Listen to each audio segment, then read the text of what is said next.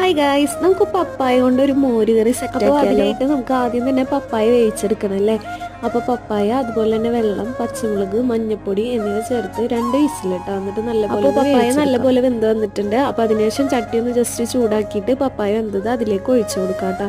പിന്നെ next step എന്ന് വെച്ചാൽ അതിലേക്കുള്ള അരപ്പ് സെറ്റാക്കി എടുക്കും. അതിനായിട്ട് തേങ്ങ ചിരകിയത്, ജീരകം, ചെറിയുള്ളി എന്നിവ നല്ലപോലെ ഒന്ന് അരച്ചെടുക്കും. അപ്പോൾ അതിനുശേഷം പപ്പായ വേവിച്ചത് ജസ്റ്റ് ഒന്ന് തിളച്ച് വന്നതിന് ശേഷം നമ്മുടെ തേങ്ങയുടെ അരപ്പ് അതിലേക്ക് ചേർത്ത് കൊടുക്കുക. എന്നിട്ട് എല്ലാം കൂടെ നല്ലപോലെ ഒന്ന് മിക്സ് ചെയ്തെടുക്കുക. തേങ്ങയുടെ അരപ്പ് ചേർത്തിട്ട് ഒരു ചെറിയ തിള വരും. അപ്പോൾ അതിനുശേഷം നമുക്ക് അതിലേക്ക് തൈര് ആഡ് ചെയ്ത് കൊടുക്കുക. പിന്നെ തൈര് ആഡ് ചെയ്ത് കൊടുത്തതിന് ശേഷം തിളക്കാൻ പാടില്ല. തിളക്കുന്നതിന് മുമ്പ് തന്നെ മോര് കറി നമ്മൾ ഓഫ് ആക്കിയിട്ടുണ്ട്. അപ്പോൾ ഇനി അടുത്തതായിട്ട് നമുക്ക് അതൊന്ന് കാച്ചിയെടുക്കണം. വെളിച്ചെണ്ണ ചൂടായി വന്നതിന് ശേഷം കടുകും ഉലുവയും കൂടി പൊട്ടിച്ചെടുക്കുക. അതുപോലെ തന്നെ കറിവേപ്പിലയും ഉണക്കമുളകും ചേർത്ത് കൊടുക്കുക. എന്നിട്ട് അത് മോര് കറി സെറ്റ് ആയിട്ടുണ്ട്. എല്ലാവരും ഒന്ന് ട്രൈ ചെയ്ത് നോക്കുക. ഫീഡ്ബാക്ക് ഒന്ന് കമന്റ് ചെയ്യാം. Thanks for watching.